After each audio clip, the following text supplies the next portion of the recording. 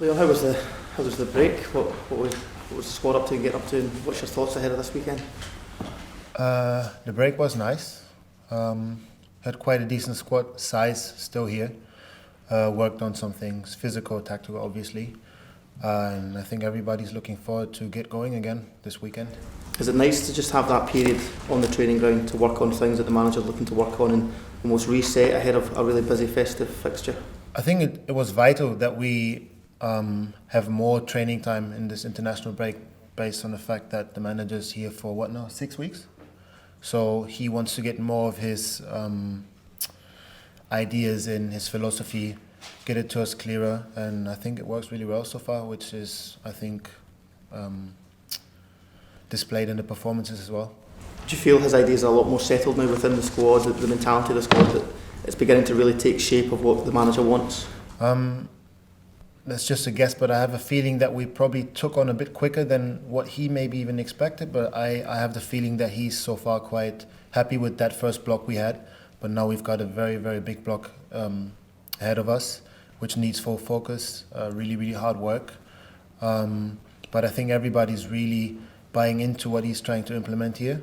And I think like I said, you can see it in the performances. I think you have a different feeling around here. There's a new confidence in the group that has been down a bit. I think before there's been a few bumps in the road, which we could all see and witness. So it feels good. It must be a dressing room that's really ready to relish this next period right up until the new year. There's a lot of points at stake, a lot of obviously playing out teams in and around you. Are you really excited about what's to come from this squad to the end of the year? Always. I mean, we're here to play football. It's the beauty of the game. And we're privileged to be in a club where we have so many games coming thick and fast. Obviously, it's challenging as well. We're going to need the full squad. But like I said before, you see everybody's buying into it. And it feels good on the pitch right now. Like the confidence in each other, in the group as a whole, and what the manager's doing is, I think it's pretty high. Leon, you say there that the group has taken on the ideas maybe a little bit quicker than the manager expected. I think he actually said that. Just a guess though. Yeah, but I think he said something like that in a press conference. It was maybe the quickest that the group's taken on those ideas. Why do you think that is? How has he been able to change the mood and change the confidence? Obviously results help, but behind the curtain, what's changed? Can't really tell you what's going on behind the curtain because I haven't looked behind it, but it's just, I think his ways, he's very, very straightforward. I'm sure when you speak to him, he has this manner about him where you know he's just very clear. He's very clear. There's a lot of repetition because he just wants to make sure we get every single detail. And obviously one thing that always happens if a new manager comes in the door, that everybody is trying to present himself from their best side. So that will factor in.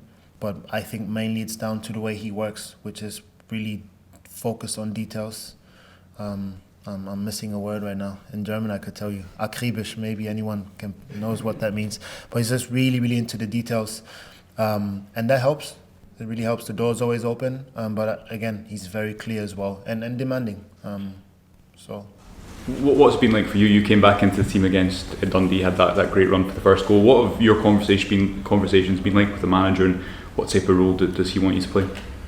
Not too much actually. I was needed. I also needed games, and I'm happy that I could take my chance there.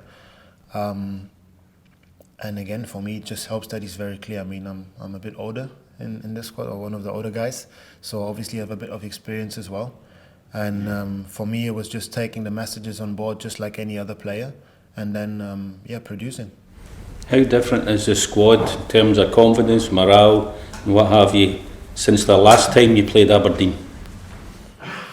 That's a good question. I wasn't involved, but obviously that was a massive slap on the wrist. Doesn't quite make it. It was a kick in the face, basically, in your gut.